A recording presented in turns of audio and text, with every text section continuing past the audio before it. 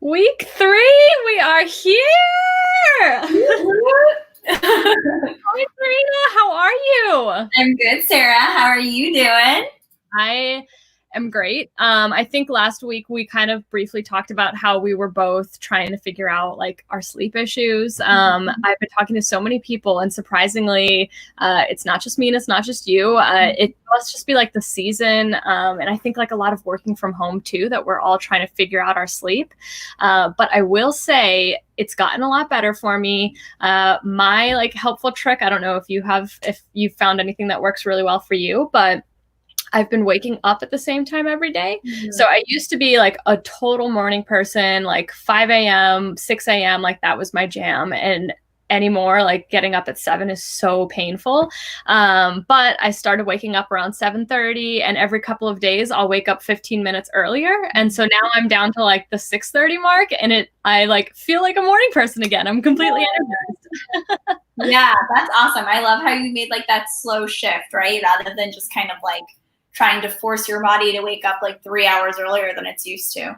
Yeah, I've been a lot better about like cutting off work because I'll just like work all night. So I've been better about saying like, okay, Serena, you're done working.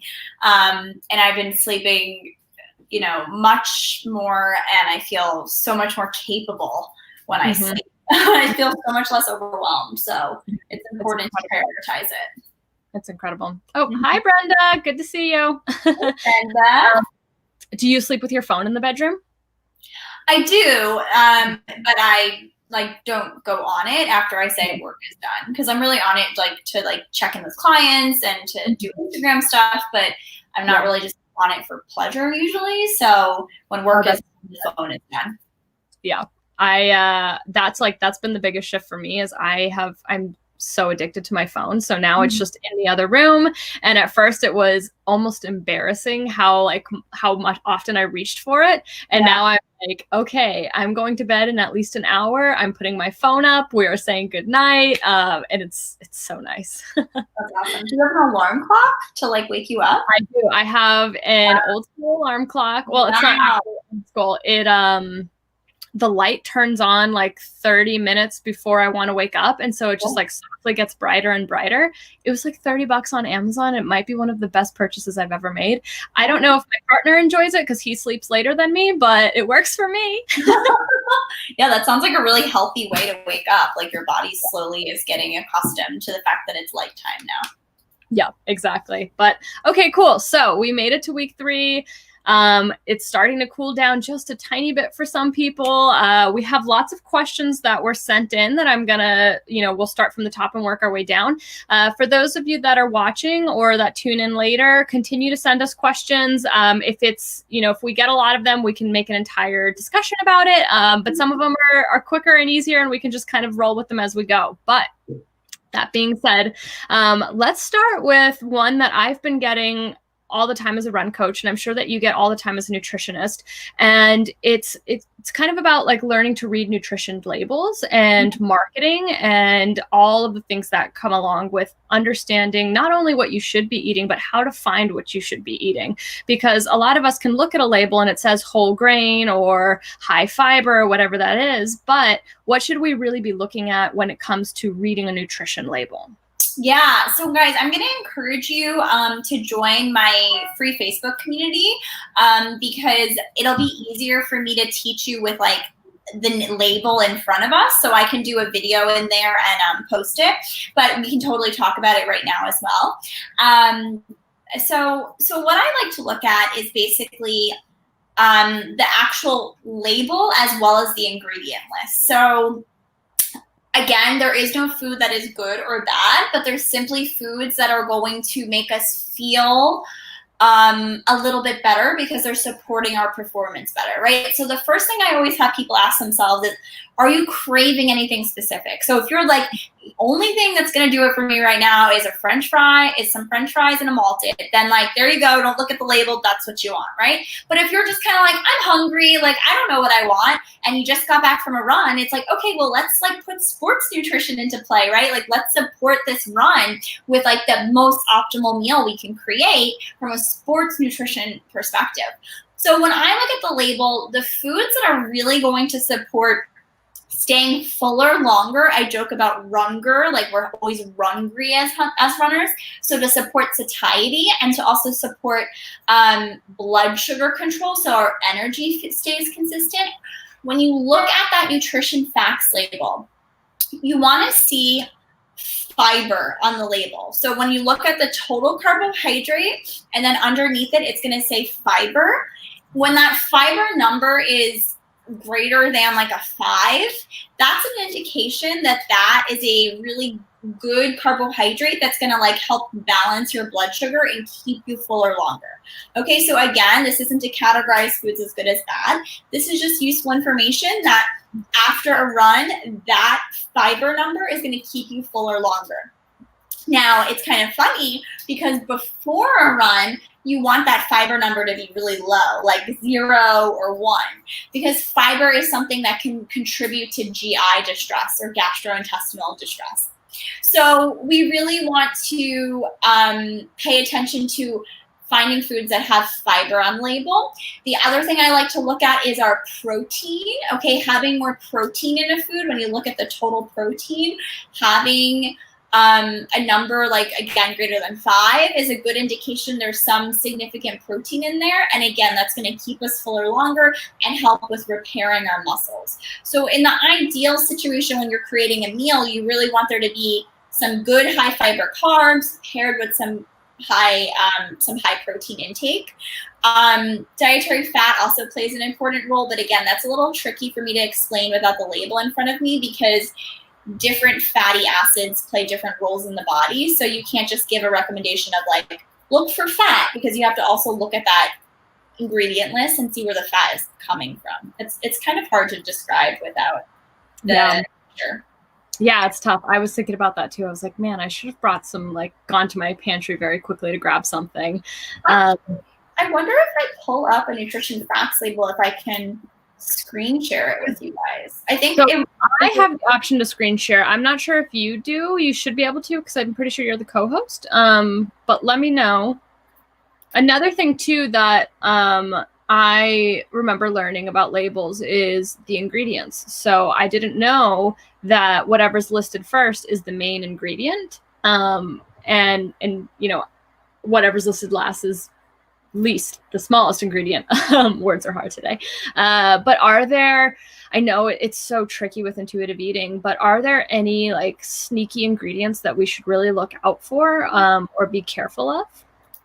I mean, I don't like to categorize foods as bad or good. So I would say no. Like, I would say every food deserves like a chance for you to like explore it with your own body and see how it feels. Like, because for me, like for instance, tortilla chips, I really enjoy the way they taste. I think they're yummy, but if I eat too many tortilla chips, I get really constipated. So that doesn't mean tortilla chips are bad for everyone, but I just know personally in my body that if I eat too many tortilla chips, I'm not going to feel good. So I think it's just important for us to kind of like go into every eating situation with an open mind of like, how does this food make me feel?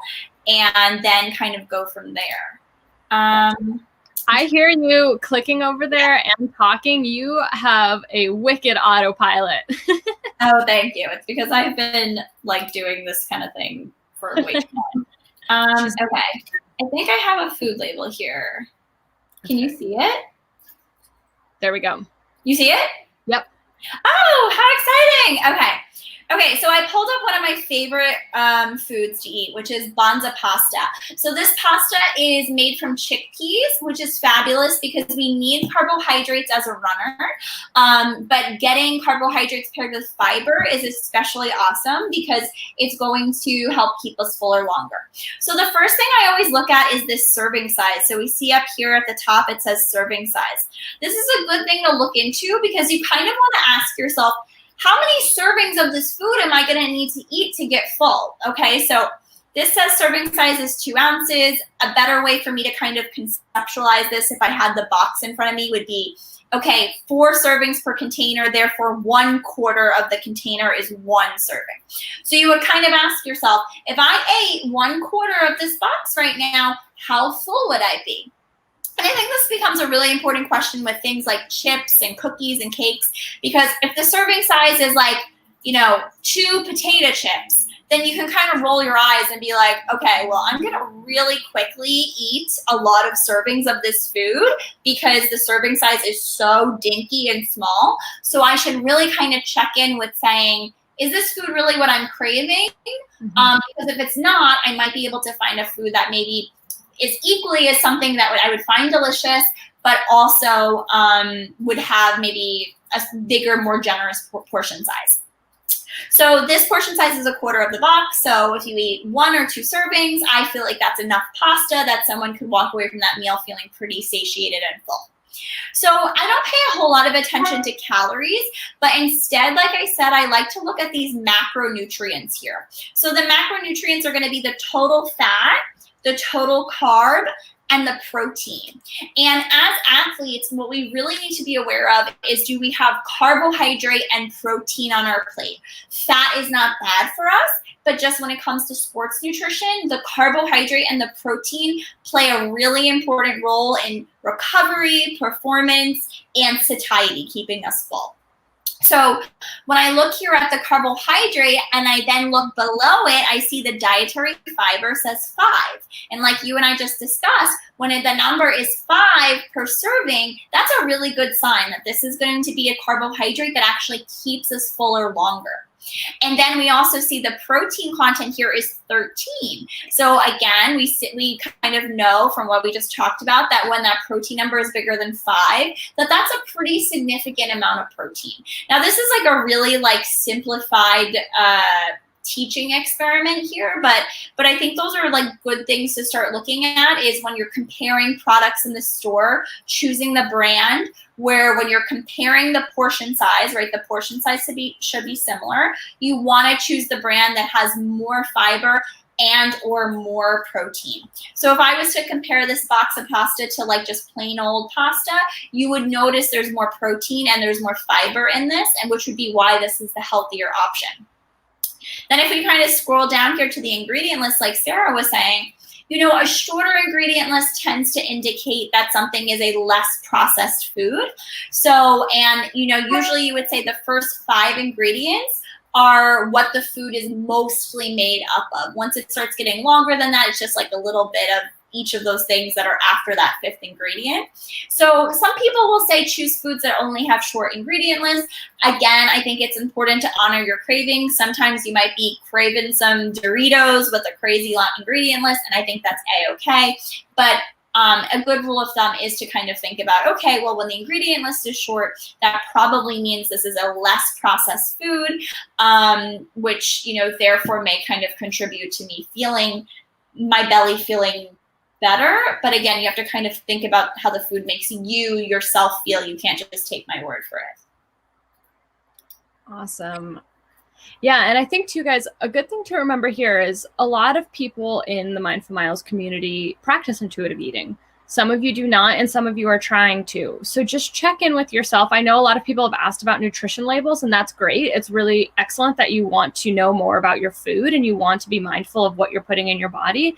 But if you're reading that nutrition label and you're feeling, that overwhelm is just coming up, or maybe you're just really uncomfortable, it's okay to just put it away and listen to what your body says and eat what feels right. So for me, sometimes I can look at a nutrition label and I feel totally empowered by it. I'm like, yes, this is great. These are all great things. I'm putting them in my body. I'm going to feel fueled. And other times I look at them and I'm just like, well, I know this is all technically garbage for me, but it's delicious and it's what I want right now. So I'm going with it. So just always remember that, guys. Like, we're here to support you. And we're here to answer any questions that you have always. We're almost always going to revert back to intuitive eating. It's not the best or the worst. It's totally up to you. But this is, we're obviously biased, but anyways, so Brian actually posted a question while we were chatting about nutrition labels, and he wanted to know what some examples are of high fiber foods. And maybe in addition to that, we could talk about why high fiber foods are so good for runners and athletes. Mm-hmm. So I like to think of fiber so I use an ATM analogy. So if I went to Spain today and I came home with some euros, so a euro, right, is a piece of paper. It's a similar thickness to a dollar bill. I could go to the ATM in America and maybe I could put the euro in the machine. The ATM maybe would like suck it up, right? But I wouldn't get any money deposited in my bank account because in America, we use dollars. We don't use euros. So fiber is similar, where I can eat fiber. I can put it in my mouth, put it into my belly. I can eat it, but my body doesn't know what to do with it, just the way the ATM in America doesn't know what to do with euros. So I won't get any calories or energy deposited into my bank account, into my body. So this is good because you get to eat the food. You don't get any energy from it, which sounds like a bad thing, but what's happening is that it's actually causing this like gel in the body, and it slows down digestion, and it actually helps balance our blood sugar and feed the healthy bacteria in our colon. So it actually has like a myriad of benefits for our health, but including balancing our blood sugar. Okay, our blood sugar can be kind of labile as a runner because we're using up a lot of energy and then we're standing still, right? Helps control blood sugar. It helps slow down digestion, so we stay fuller longer because we tend to be hungrier because we exercise. It's nurturing our microbiome or our bacteria in our gut. And also that gel-like effect that it forms has like a ton of benefits. It feeds your bacteria. It may help prevent colon cancer. So it's like a really super duper healthy food.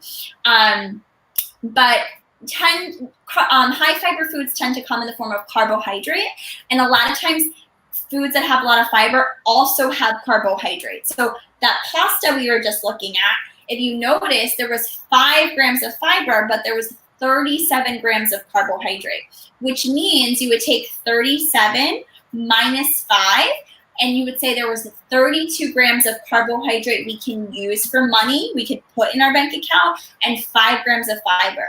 This is good because as a runner, we need energy, right? We don't want to just get zero energy, but having that energy with the fiber slows how quickly it's digested and helps keep us fuller longer. So I know that's a really complex part of nutrition to understand, and we can keep talking about this, but that's kind of why fiber is so important for us, because we get hungry very quickly as athletes, and it helps balance our blood sugar so we stay fuller longer.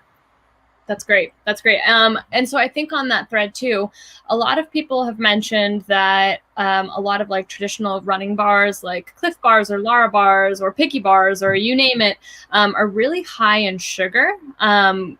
Is that something that's good or bad, or are you indifferent? What do you think about that? So before we run, we actually wouldn't want to have fiber, right? Because when something isn't digested, it's not broken down. That means it's going to come out the other end, right? We're going to poop it out. So before we go for a run, we don't want to stimulate for like creating poop, right? To just put it plainly. So when we look at like a sports nutrition bar that has a lot of carbohydrate and no fiber, you might think to yourself, well, that's weird. Serena said we want fiber. The pre-workout snack, I always say in my practice, the pre-workout snack is a freak. It's the only meal that you want very little protein, you want very little fat, you want very little fiber. Usually I want my plate balanced. The pre-workout snack is a weirdo. We want it to just basically be really easily digested carbohydrate. And the reason for that, if I can maybe find a blank piece of paper, is we want this like very rapid spike in our blood sugar here, okay? We want this rapid spike in blood sugar because when we're up here, sorry guys, I'm trying to, I don't know if I can do this. Okay, yeah, when we're up here at the top of the spike, this is when we feel really good for running because we have a lot of energy. So we want that blood sugar to spike and then to go running with that spike because we're going to feel like, oh my God, I have all this energy. And people might be like, but there's sugar. That's so bad. But guys, you're using the sugar. You're running, right? So it's different if I eat a lot of sugar and I'm sitting here and I'm doing nothing. The sugar is not being utilized, right? So it becomes fat. We store it as fat. But if I go running, I'm burning off that sugar and I'm going to feel really powerful on my run because my body needs sugar. It's asking for sugar during the run. So the pre-workout snack is unique in that you don't want a lot of protein, you don't want a lot of fat, you don't want a lot of fiber, you just really want easy to digest sugar before you head out for a run or a workout. Yeah, and those are great. A lot of times too, if you look at like the Noon or any pre-workout like endurance labels, majority of them are just sugar. And what's really interesting too is if you try these bars at different times of the day, they're probably going to taste a little different to you. So if it's before your run, it might taste a little more sugary than after your run. But it's a really interesting experiment that I recently like found out too, is because your body is craving and needs different things at different times throughout the day. So one bite of a bar at 1 p.m. after your run might be really, really salty, or it might taste completely bland. So that's also really interesting. So if you guys try out bars and you don't like it, just try it at a different time of day. You may still find that you don't like it, but it may get a little better too. Yeah, I think honoring like what your body is craving is really important, because if you are like, I really want a turkey sandwich, and you eat a bar, you're gonna be like, well, I don't want this. But if you're like, I kind of want something sweet, and you eat a bar, you might be like, that really hit the spot. Or I think especially in the case of like sweating right now and electrolyte deficiency, like I know sometimes if I drink Noon when I'm just like, I want something sweet and I'm going to add some Noon, it tastes kind of salty to me, versus when I come home from a run, I can drink like 3 Noons and I'm like, this is great. You don't taste the salt at all because your body wants the salt. So exactly. Totally play a role. Yeah. And on that thread too, I mean, I know we have other questions. If we don't get to them today, I promise we will get to them, guys. But on that thread too, maybe we could talk, I know we talked about this in the first week, but maybe we can go back to the importance of salting your food, or maybe even adding salt to your water or your drinks sometimes as runners. Yeah, totally. So I just want to finish answering Brian's question. So examples of high fiber foods are going to be beans and legumes. Those are like one of the superfoods you can eat. So lentils, chickpeas, black beans are a great source of fiber and protein, lots of magnesium and potassium and electrolytes, like so great. I love Wasa crackers, Dave's Killer Bread, Ezekiel bread. These are some like great high fiber, convenient grains. I love Banza pasta, Export Cuisine pasta. These are pastas made from beans. So tend to be like high fiber foods or unprocessed grains. Fruits have fiber in them. Veggies have fiber in them. Spinach, kale, eggplant, great high fiber foods. Beans have fiber in them. Flax seeds, chia seeds, also excellent sources of fiber. Hemp seeds are excellent for my vegans. They have lots of protein and fiber and healthy fat in them. So just like making sure there's some kind of fiber-rich food in all of your meals except for your pre-workout snack, Brian. Perfect. Okay. And we actually did get one more question in. So I will skip my salt question because we want to give preference to the live questions. Joan wants to know, she says, I run in the morning and I don't like anything in my stomach when I run. What should I eat the night before? Okay, Joan. So I'm going to challenge you to be brave and to just do a little experimenting. So when we run, our body is in flight and fight mode. It thinks a lion is chasing us. And I think we talked about this. We didn't evolve to feel hunger and to have like blood flow to our GI system because our body thinks we're getting chased by a lion. It wouldn't be advantageous for us to stop and get hungry in the middle of being chased by a lion. However, you can train your gut to get used to taking nutrition. And maybe right now with the 5K, 10K distance, it's not as important to you, but when one day you train for your first marathon, Joan, if you decide to, you're going to definitely need to start learning how to train your gut. Now, that said, I think having a little bit of something in the morning is a good way to stay ahead of appetite. So, Joan, this is one of those times where, like, if you wanted to set up a 15-minute call with me, because this can get a little personalized, because if you are noticing you feel really hungry throughout the day, that can be the result of this thing called the glycogenostatic theory, which basically means because you use up all the sugar overnight while you're sleeping in your liver and then you go for a run, it revs up appetite. So if you're noticing anything like hanger, like constant hunger or poor energy, I think it would be beneficial for you, Joan, to start trying something really easy in the morning to digest before you head out. So like a handful of raisins or one of those applesauces, like the individual serving sizes of applesauce, or a little bit of juice, because the more often you do it, your body actually realizes like, hey, this is a thing Joan does. And it starts to express more enzymes, which is like the way your body absorbs sugar, so that you actually learn how to tolerate nutrition during your run. So I encourage you to try that. But that said, what you eat the night before, by the time you wake up in the morning, it's not really going to still like be in your blood very much. Like when you're using something like carb loading, it has to be consistently done for 48 to 72 hours to have an effect. So I think the night before you should have protein and carbohydrate, which you should always be having a balanced meal up for dinner. And then I think if it's affecting your runs, then you should try training your gut. Definitely. I think too, there's so many people in Run Club and just runners in general that don't like to run with food in their stomach in the mornings. And, we could go down the whole fasted cardio road if we want. But more than anything, I think too, like, because I used to be that person, like, I have a sensitive stomach. I don't like anything in my stomach, but while I'm running, I was the same way with water, and you really have to train your stomach to be able to handle, some stuff in there. But as Serena said, have something small, have a bite of toast, have a bite of a banana, something that your body already can tolerate. Like if you're good with toast, great. If you don't like bananas, then you're probably not going to like a banana before the run. But whatever it is that you like and that's good and you're good for you and you've had before, try small doses of it. So start with a bite, and then the next day maybe try 2 bites or half of a banana. And I think you'll really be surprised with how much energy you have.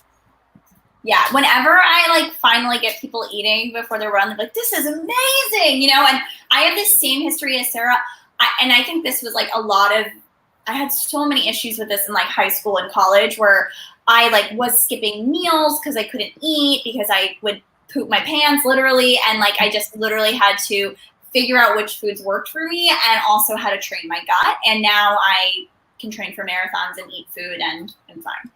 So. Exactly. Yeah. You just have to get used to it. Mm-hmm. I know we are just at 7:30. One last question came in, and it's a follow-up, applesauce, but not apple ?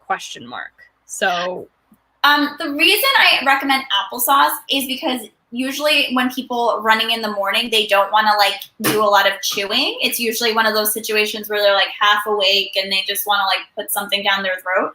So if you are awake enough and you want to enjoy an apple, I would give my belly 30 minutes to digest that.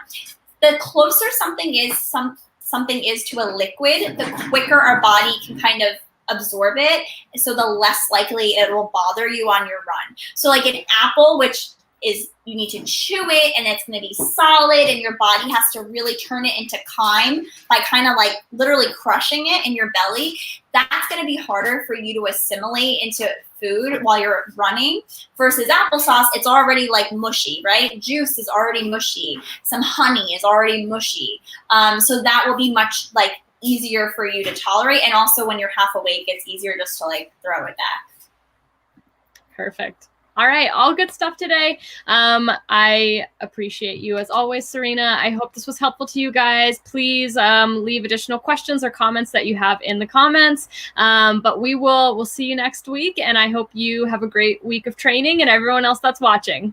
Yeah, you too. Thank you so much. Bye, guys. Bye, everyone.